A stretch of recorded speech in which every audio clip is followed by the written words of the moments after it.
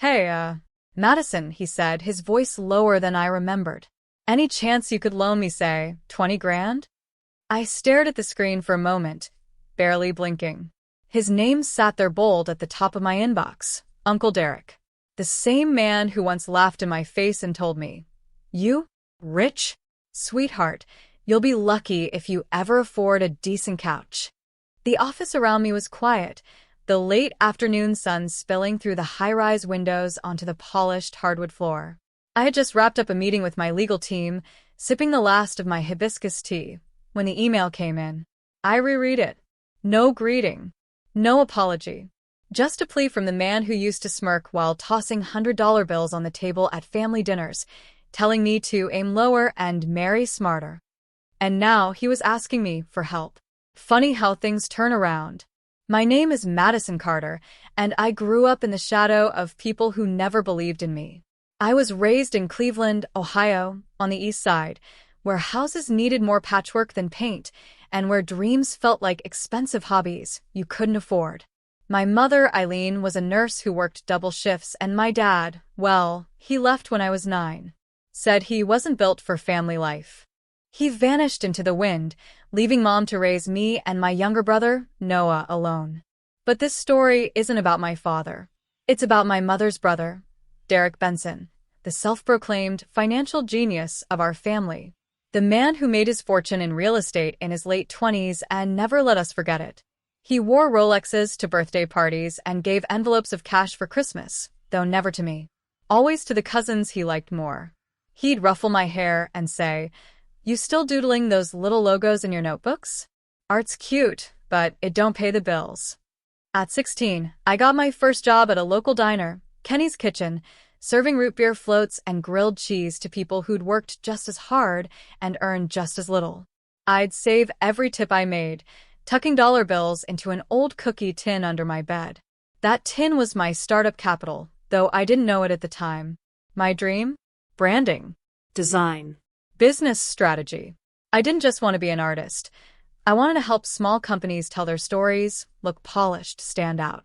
I once tried to tell Uncle Derek about it during a 4th of July barbecue. I remember standing next to him near the grill, nervously explaining this logo I'd drawn for a bakery that had just opened on our block. He barely glanced at it, then barked out a laugh to his buddy and said, "Madison wants to be a millionaire with crayons." The worst part? People laughed with him. Even Aunt Susan, his wife, used to make passive comments like, "You're such a sweet girl, Maddie. You'll make a great receptionist someday." But Grandma Loretta, our matriarch, was different. She saw me. Always had. She'd call me over after dinner while the rest of the family gossiped in the living room. We'd sit on her back porch as the crickets chirped and the city lights flickered in the distance. She'd hand me a cup of her herbal chamomile and say, "Baby, don't let people with small minds talk you out of a big destiny. You got that Carter fire in you." Grandma didn't have much, but she gave me something more powerful than money, belief. She'd tell me stories about my great-grandmother who opened a sewing business during the Depression. About resilience. Grit. The legacy I came from. By the time I turned 18, I had taught myself Photoshop on an old laptop that overheated every 10 minutes. I started offering $20 logos to local food trucks and thrift stores. I'd stay up until 3 a.m. tweaking font curves and color schemes, even though I had to be up by 6 for my morning shift at the grocery store. It wasn't glamorous. It wasn't easy. But it was mine. And I never forgot the smirk on Uncle Derek's face the day I graduated high school. Everyone was asking me where I was going to college. I couldn't afford it, so I said I was taking a year to work and figure things out. He leaned in and said, "That's code for not going anywhere, right?" I remember swallowing hard, nodding politely, and smiling. But inside, a storm was brewing. I spent that year building a portfolio. I joined online freelance platforms, cold emailed strangers, offered to rebrand companies for free just to build testimonials. I watched YouTube tutorials on business pitching, invoicing, marketing psychology. I studied the habits of people who made it and mimicked them obsessively. By 21, I had registered my business, Carter and Company. Creative consulting. I rented a 300-square-foot co-working space downtown with a chipped coffee maker and peeling wallpaper. It was paradise to me. I'd plastered it with sticky notes that read things like, "Clients first, ego last. Design is silent persuasion." Derek was wrong. That last one stayed pinned above my desk for 2 years. No one knew what I was building, especially not my family. Most of them thought I was still doing computer stuff on the side. But behind the scenes, I was learning how to scale. I hired 2 remote contractors, Jess, a copywriter from Denver, and Brent, a web developer from Atlanta. We worked together in Slack channels and late-night Zoom calls. We helped struggling bakeries triple their sales, rebranded nonprofit campaigns that went viral, and turned a pet grooming salon into a franchise opportunity. Word spread. One day, I got an email from a mid-sized beauty brand looking to freshen up their image. I pitched hard. Harder than I'd ever pitched. When they said yes and sent a deposit of $25,000, I cried in the bathroom stall of a Chick-fil-A. By 24, my company had passed the $500,000 mark in annual revenue. By 25, I was on Forbes' list of women to watch in branding. And Uncle Derek still didn't know. Because I never told him. Never needed to. He'd send birthday messages like, "Still grinding?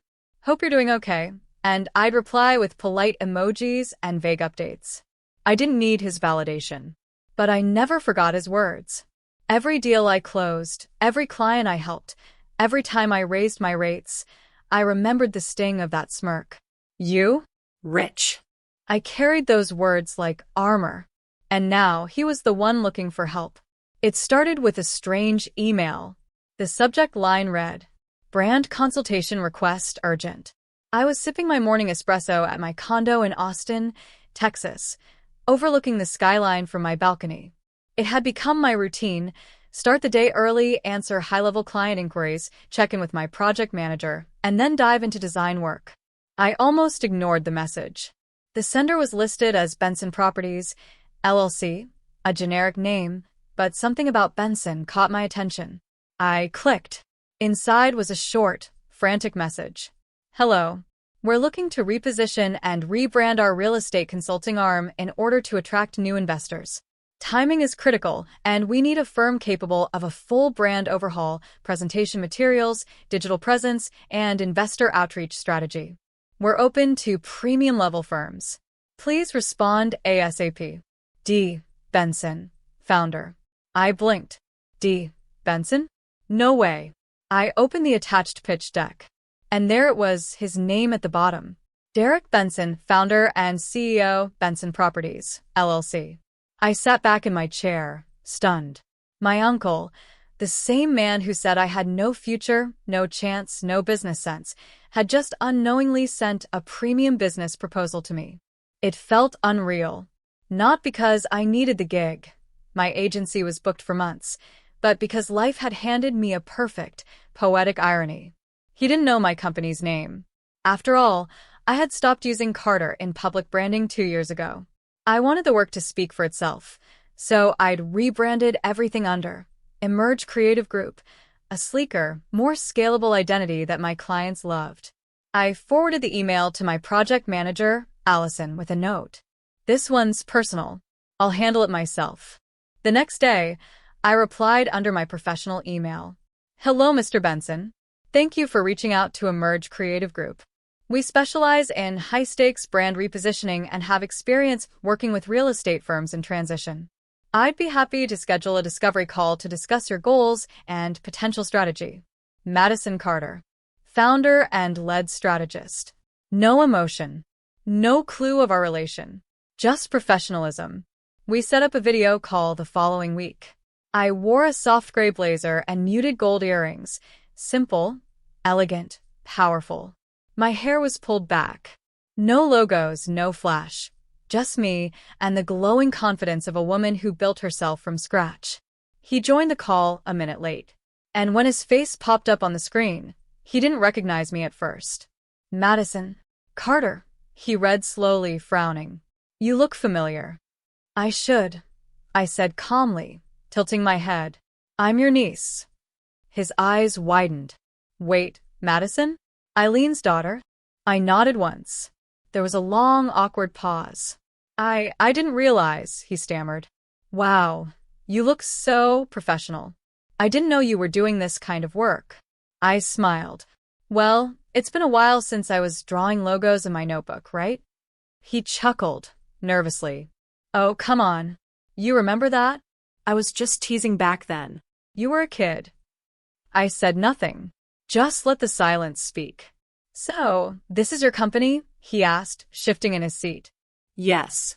I founded it 6 years ago. We've worked with over 150 brands across 4 industries. Generated more than $12 million in client growth last fiscal year. His mouth parted slightly, then shut again. I clicked to share my screen. Let's talk about your brand. We spent the next hour walking through his crumbling business.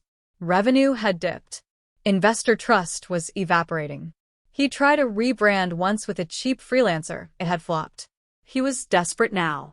I walked him through a strategy proposal with a quiet efficiency that made him sweat. Every slide, every word was measured, refined. At the end, he muttered, "Wow, you really know your stuff." I had to, I said. No one ever gave me the benefit of the doubt. He leaned back. So, how much would something like this cost? I flipped to the final slide. Given the timeline and scope, our retainer would be $60,000 upfront and $12,000 per month for a 6-month execution cycle.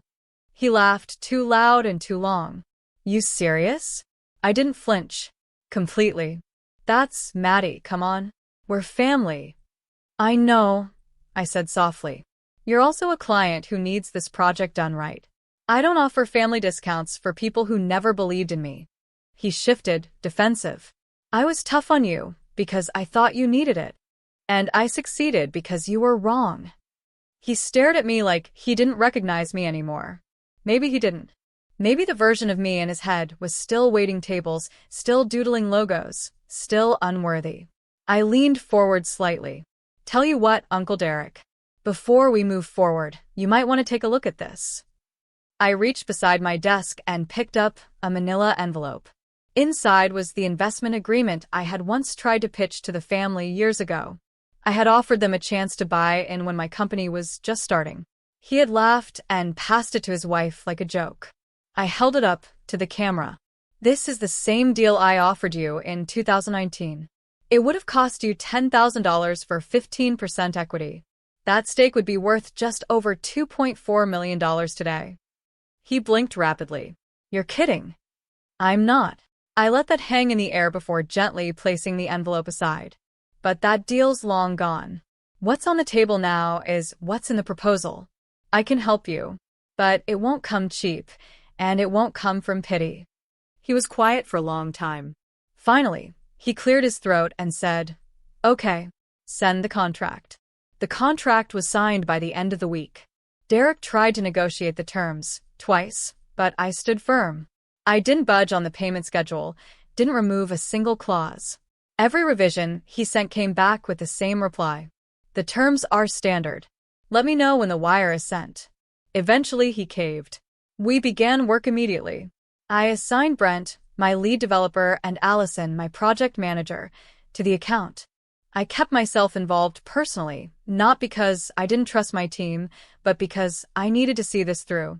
I needed to sit front row while the man who doubted me watched me rebuild what he had nearly destroyed in me. At first, he was awkward on calls, stiff, polite, overly formal. Then came the shift. He started trying to assert control. Let's change that headline to something more aggressive, he said during a pitch deck review. I don't think you're hitting the right investor tone.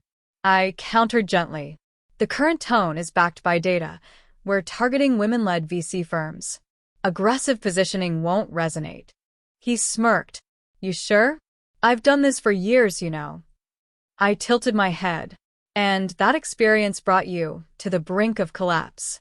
Maybe it's time to try another voice. He went silent. Allison stifled a chuckle off camera. In another meeting, he questioned why we were wasting time on storytelling sections for his website. People just want numbers, he said. They don't care about all this brand story fluff. I smiled. Derek, when's the last time you invested in a company that bored you? He huffed. This is why I didn't take you seriously when you were younger. You always thought you were smarter than everyone. And there it was. The crack. The old version of him resurfacing. That was the moment I stopped calling him Mr. Benson in meetings. I called him Uncle Derek from then on. Not as a warm gesture, but as a quiet assertion of memory. A reminder I hadn't forgotten. One evening, after a particularly tense branding review, he emailed me directly.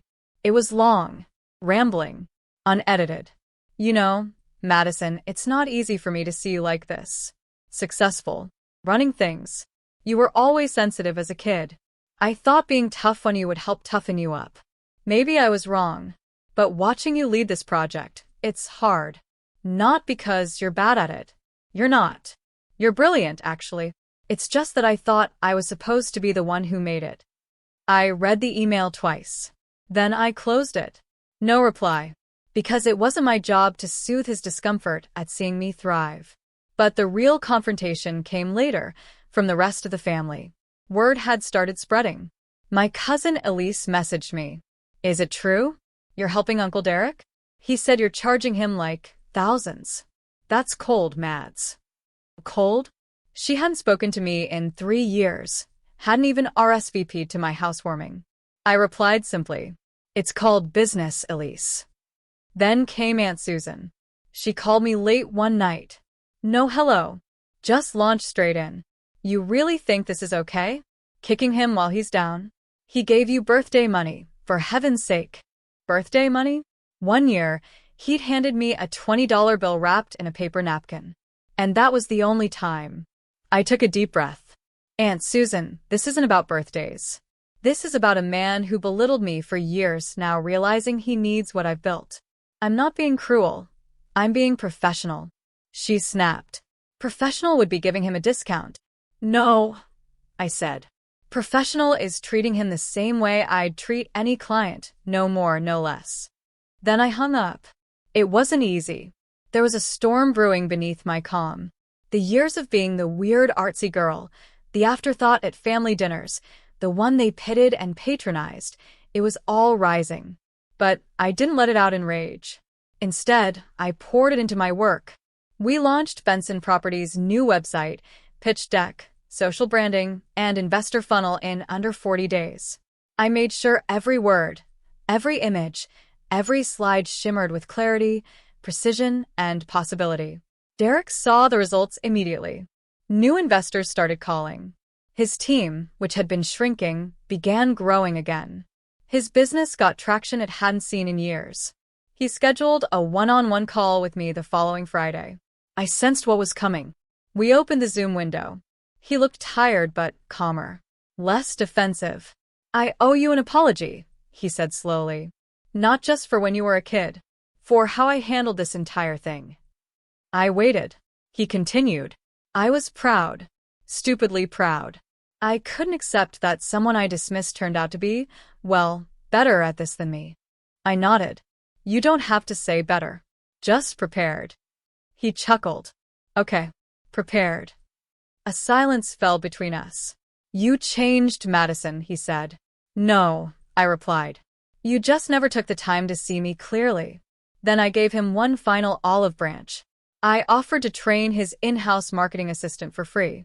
Not for him, but for the assistant, a bright girl named Chloe, who reminded me of myself at 19.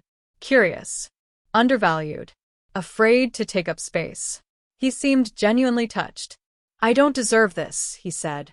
I gave a small smile. That's not my calculation anymore. But maybe the most surprising shift came from my cousin Elise. Weeks after our last text, she called me out of the blue. I'm sorry, she said. I didn't know how much you'd grown. Or how hard it must have been to deal with all of us. I guess we all just thought you'd fade into the background. I laughed softly. I thought I might too, until I realized the background doesn't mean you're invisible. It just means you're preparing your own stage. The night after Derek's request, I sat alone on the balcony of my penthouse apartment, overlooking the quiet city lights of Austin. My wine glass was half full, or half empty. I never used to think about the difference before, but that night I did. And I wasn't sure which version of the glass I believed in anymore. Because the truth was, despite everything I had accomplished, I still felt the sting of that old wound, the one shaped like a teenage girl who was once humiliated in front of her family for dreaming too big. It was strange. I had the success. I had the proof. The apartment, the company, the magazine feature, even the TED Talk that went viral. Yet something in me still wanted Derek to say the words I'd never heard. I was wrong about you, Madison. But those words never came. Not when I bought my first house. Not when I launched my second startup. And not even when Forbes listed me as one of the top self-made women under 35. Instead, all I ever got from him were jabs wrapped in jokes. Even his email, buried beneath his plea for help, had a tinge of that same arrogance. I figured you'd be doing well by now. Maybe you've finally grown up, huh? It was like he couldn't let go of the version of me he mocked for so long. And yet, I had changed. Back then, when I was 19 and dead broke in a campus library working 2 jobs and studying business YouTube videos during my lunch breaks, I used to fantasize about this moment, about being the one he needed, about turning him down and walking away, heels clicking, leaving him stunned and humiliated. But now that I had the chance, it didn't feel satisfying. It felt hollow.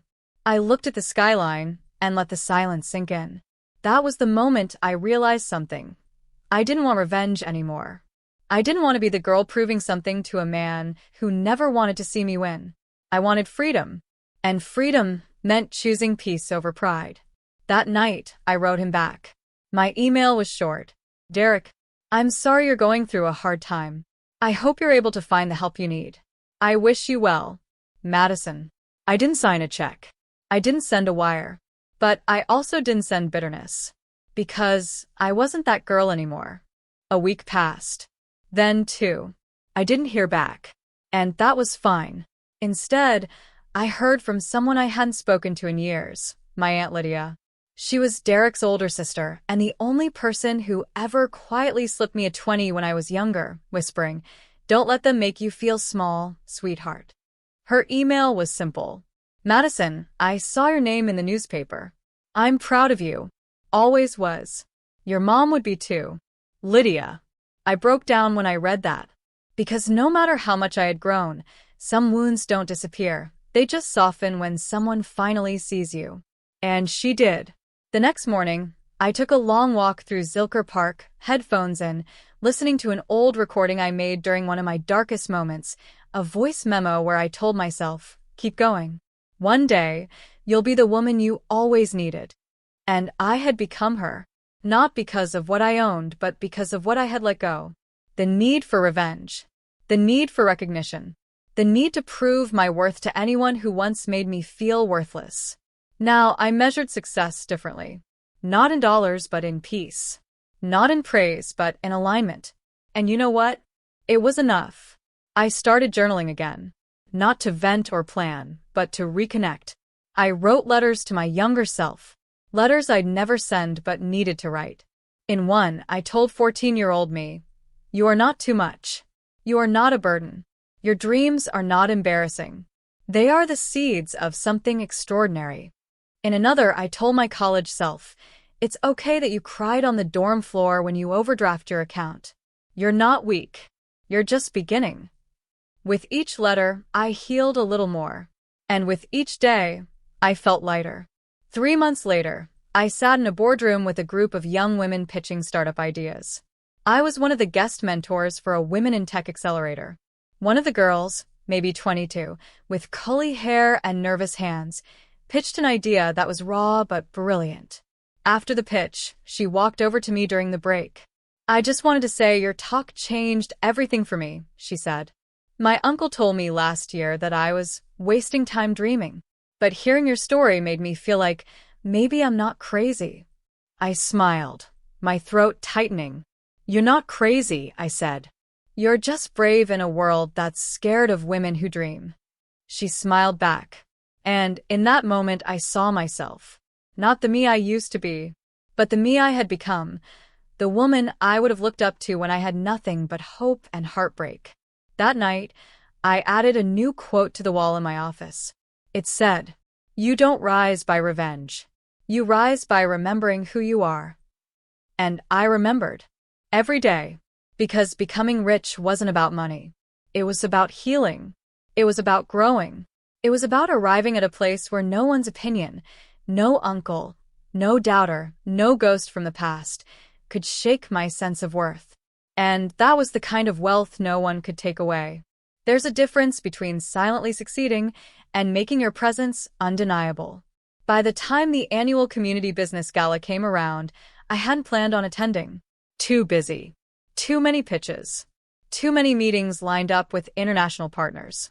But the invitation came personally signed by Mayor Keaton, a friend of one of my new investors, and the note read, "Your story has inspired this town, Madison. We'd be honored if you spoke." And maybe, just maybe, a small part of me hoped Uncle Derek would be there. After all, he used to be a board member. Before everything fell apart, I arrived in a pearl-white Tesla Model X, hair slicked back in a low chignon, power red heels, simple diamond studs, and a custom-tailored navy blue suit that screamed CEO without trying too hard. The venue was buzzing, elegant lighting, velvet drapes, the scent of fresh orchids wafting from the centerpieces. The event was themed Legacy, building the future from our roots. I was escorted to the front, name placard and all. Madison Blake, founder and CEO, Bloomscale Ventures. Just sitting there at the head table felt surreal. I scanned the room and there he was, Uncle Derek, tucked into a far table with less than prime seats. Hair grayer than before, eyes sunken, wearing an off-the-rack suit that didn't quite fit. He hadn't seen me yet, but I saw him glance toward the stage, squinting at the list of speakers. He didn't recognize my name. The program kicked off with awards, speeches, accomplishments. A few young founders stood up to talk about how Bloomscale believed in them when banks didn't. One woman cried as she explained how my scholarship allowed her to graduate from MIT. I wasn't crying, but I felt the burn in my throat. I had done that. Then it was time. The host stepped up to the mic, and now, we'd like to welcome someone who needs no introduction to this new generation of entrepreneurs. She turned personal pain into purpose, rejection into reinvention. Please welcome our keynote speaker, Madison Blake. A hush fell. Chairs shifted. Uncle Derek's eyes widened. His neck craned so fast I thought he might snap it. I walked up the steps, each one echoing across the hall like a drumbeat. Standing at that podium, facing hundreds of people, I smiled softly and began. 6 years ago, I was told I had no business dreaming big, that I'd never make it, that people like me, women without connections, without pedigree, should be grateful for scraps. I was told by someone I trusted that I'd be lucky to own a decent couch someday. A few chuckles. I could hear Derek shifting in his seat. Tonight, I don't speak to prove anything to that voice from my past. I speak because someone out there has that voice still echoing in their head. And they need to know, it's wrong. You are not a statistic. You are not your last failure. You are not someone's underestimated niece, daughter, assistant, or intern. You're the author of your next chapter. Thunderous applause. Cameras flashing. But more than that, I caught Derek's eyes. He wasn't clapping. He wasn't even breathing. Just frozen. As I wrapped up with stories of our portfolio founders, our nonprofit outreach, and our Second Chances grant for underdog dreamers, the standing ovation came. Not politely. Not out of obligation. It thundered. And Derek? He stood. Slowly, as if realizing the truth in layers. After the speech, people gathered around. Photos. Handshakes. Investors. Students. I turned, and he was right behind them. Hesitant. Alone. Madison, he said, almost like a question. I looked him in the eye. Derek. I didn't. I had no idea. This is yours. He gestured to the banners. The logo. The whole event, really. Yes. Mine. You've done well. I have. There was a long pause. Look, about the email, he started. The one asking for 20 grand?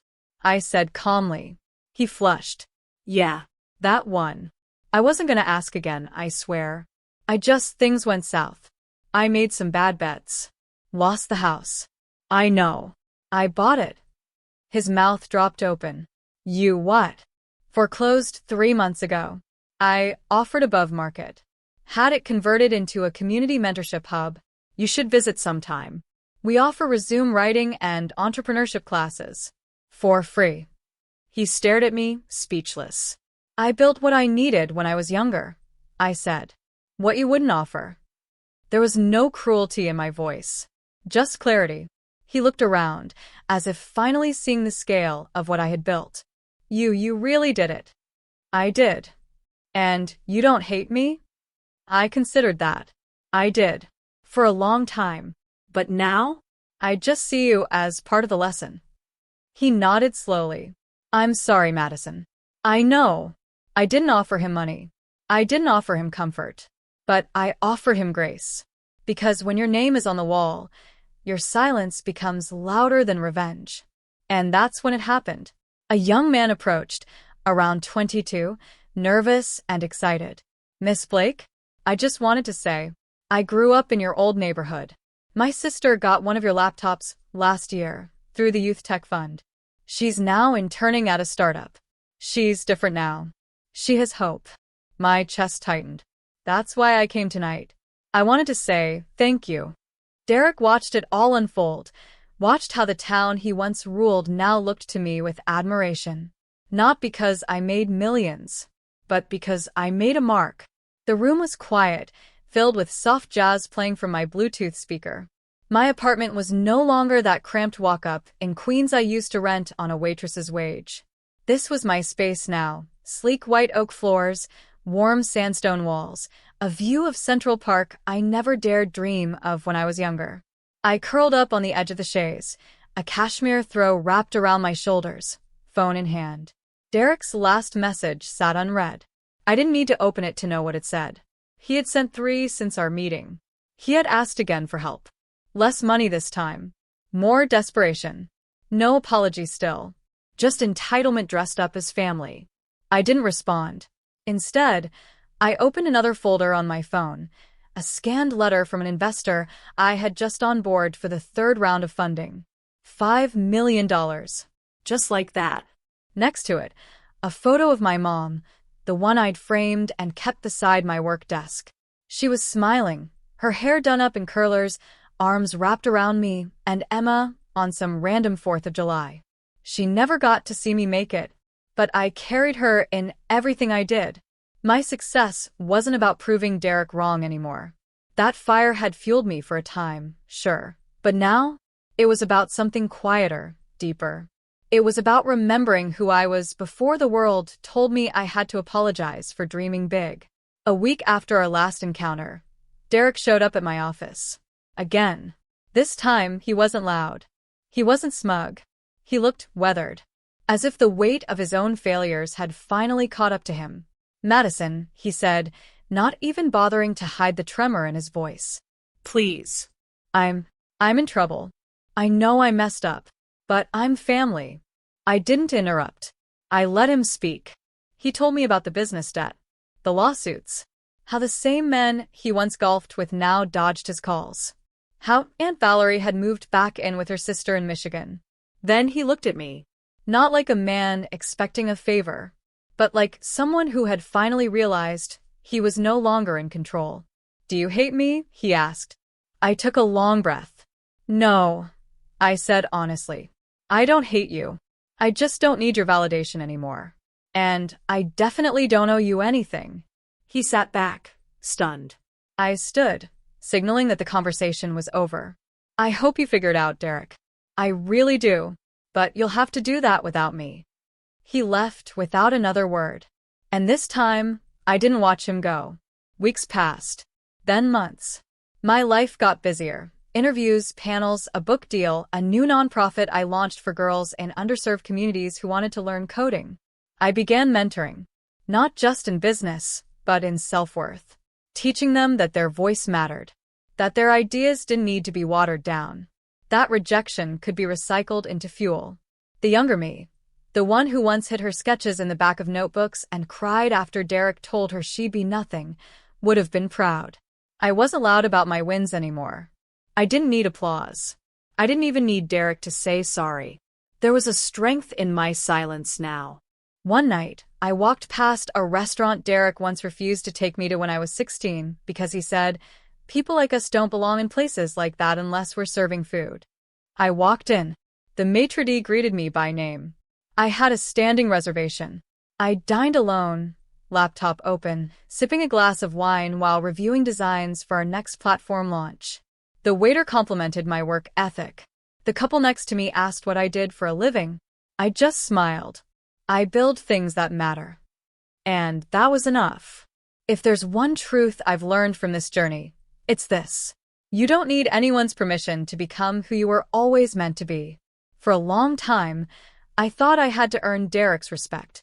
That maybe if I worked hard enough, became successful enough, he'd look at me and finally say, "I was wrong.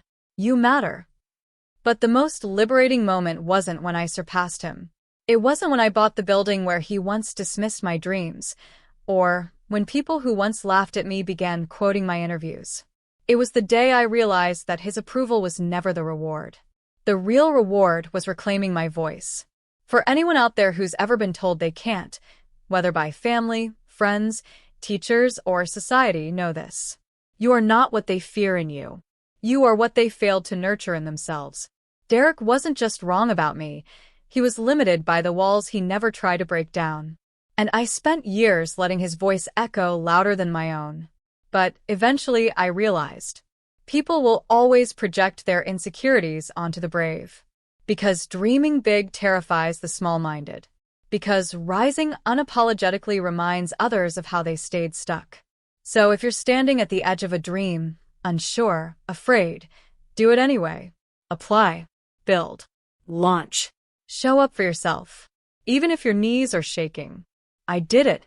Not because I had a perfect plan, but because I was tired of being underestimated. And now, here's the twist. Even after everything, I don't resent Derek. I'm grateful to him. His dismissal lit a fire under me. His mockery gave me something to rise above. His silence taught me to validate myself. He thought he was shutting a door. Instead, he handed me a hammer. And I built my own house. So, if you're listening to this and feel like the underdog, if you're the one who's always doubted, dismissed, left out, here's my message to you. Let their rejection be your redirection.